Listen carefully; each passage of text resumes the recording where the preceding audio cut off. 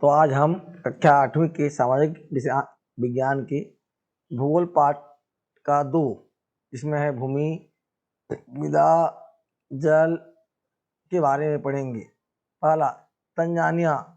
यह अफ्रीका प्रदेश में है। एक छोटा सा गांव में माम्बा और उसके माता पिता रहते हैं।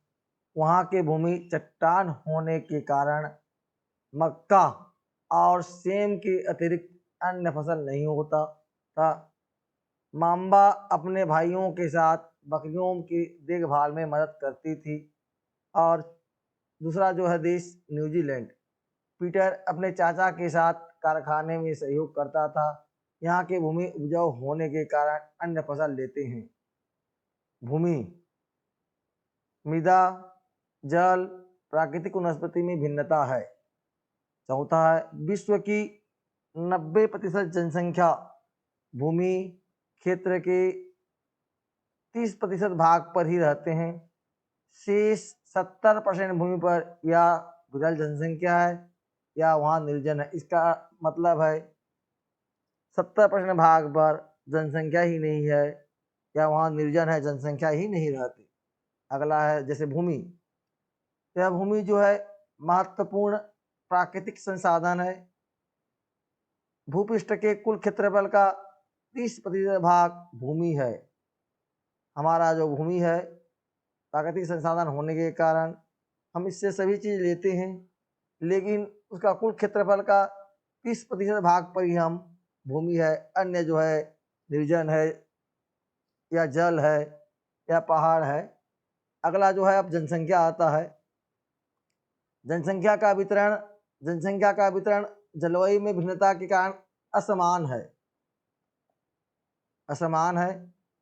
जैसे पहला मान लो, जहाँ विरल अथवा निर्जल जनसंख्या कहाँ रहते हैं, जहाँ भूमि उबड़ खाबड़ हो, तीव्र ढाल हो, जलाकांत हो, मरुस्थल है, वहाँ विरल जनसंख्या है। अर्थात उस क्षेत्र में जमीन जो है उबड़ खाबड़ और तीव्र होने के कारण वहाँ जो कुछ भी, जैसे मान लीजिए घर भी बनाना होता है तो वहाँ अधिक लागत में घर बनता है, खेती भी नहीं हो सकता, उपजाऊ भी जमीन नहीं होता, जिसके कारण वहाँ जनसंख्या विरल माने बहुत ही कम रहते हैं या तो नहीं रहते। सघन क्षेत्र है अगला। सघन क्षेत्र जहाँ जमीन जो है अच्छा रहता है, मैदान जो है उर्वरक रहता है, जहाँ नदी, घाटी, उपजाऊ भूमि रहते हैं, वहाँ अधिक लोग रहते हैं, क्योंकि वहाँ का भूमि उपजाऊ होने के कारण वहाँ के लोग जो भी फसल लेते हैं, फसल की उत्पादन अच्छी होती है। अगला है भूमि का उपयोग। भूमि का उपयोग विभिन्न कार्यों के लिए किया जाता है, जैसे कृषि, वानिकी, खनन, सड़कों और उद्योगों की स्थापना। साधारणतः इसे भूमि का उपयोग कहते हैं।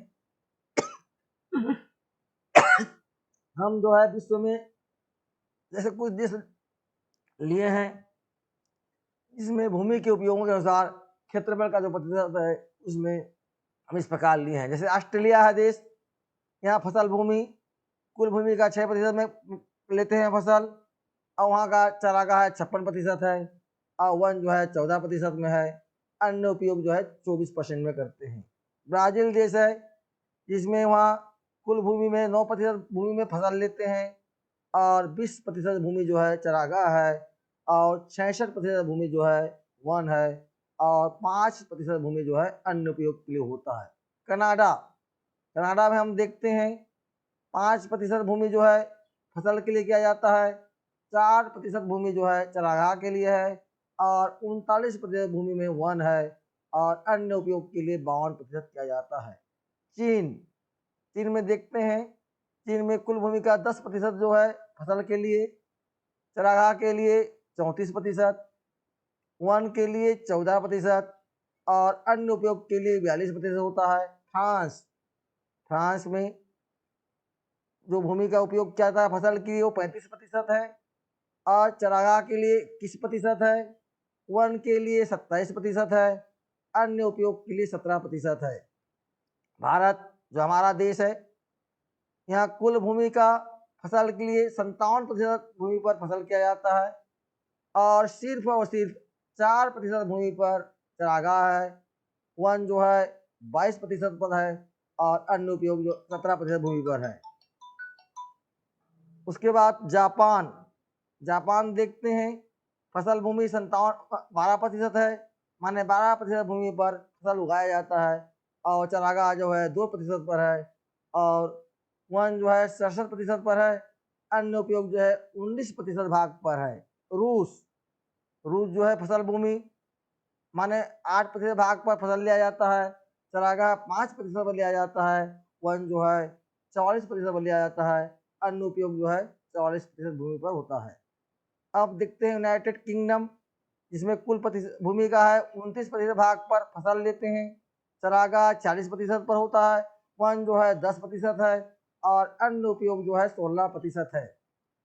संयुक्त राज्य अमेरिका, इसमें 21% भूमि पर फसल होता है और चरागाह जो है 26% पर होता है, वन जो है 32% पर होता है और अन्य उपयोग जो है 21% पर होता है।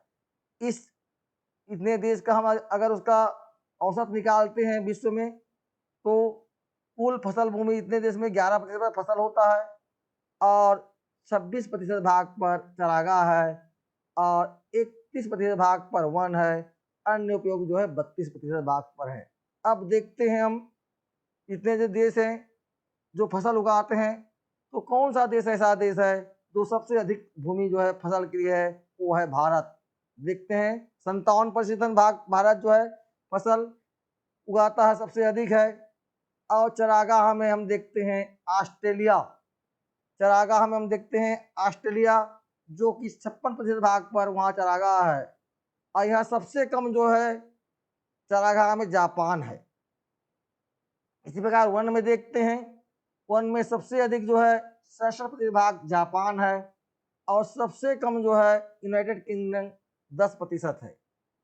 अन्य उपयोग दिखाया जाता है, अन्य उपयोग में सबसे अधिक जो है कनाडा 52% भाग अन्य उपयोग करते हैं सबसे अधिक, और सबसे जो कम है ब्राजील है, अन्य उपयोग 5%। इस प्रकार हम देखते हैं, इससे स्पष्ट होता है कि भारत जो है अधिक कृषि करता है। अब हम देखते हैं भूमि का उपयोग, भूमि का उपयोग भौतिक कारकों द्वारा निर्धारित किया जाता है, जैसे स्थलाकृति, जलवायु, खनिज और जल की उपलब्धता के आधार पर। उसके बाद स्वामित्व के आधार पर भूमि का बांट होता है, दो प्रकार के होते हैं, निजी भूमि और सामुदायिक भूमि। निजी भूमि व्यक्तियों, उसमें जो है व्यक्तियों का स्वामित्व होता है और सामुदायिक भूमि में समुदाय के स्वामित्व में होती है। अर्थात जैसे जनसंख्या में वृद्धि के साथ साथ भूमि के मांग में भी वृद्धि हुई है, जिसके कारण लोगों ने सामुदायिक भूमि पर व्यापारिक क्षेत्र बनाने लगे और नगरीय क्षेत्र में घर बनाने लगे और ग्रामीण क्षेत्र में कृषि योग्य भूमि का विस्तार करने के लिए अनाधिक हस्तक्षेप करना शुरू कर दिए हैं और भूमि उपयोग में समय के अनुसार परिवर्तन होता गया है। जो इस प्रकार हम देखते हैं चित्र के माध्यम से, पहला दो चित्र है, पहले जो है भूमि का उपयोग, घर देख रहे हैं, यहाँ हल लेकर एक किसान जा रहा है, बैल है, यहाँ का दृश्य जो है अलग है।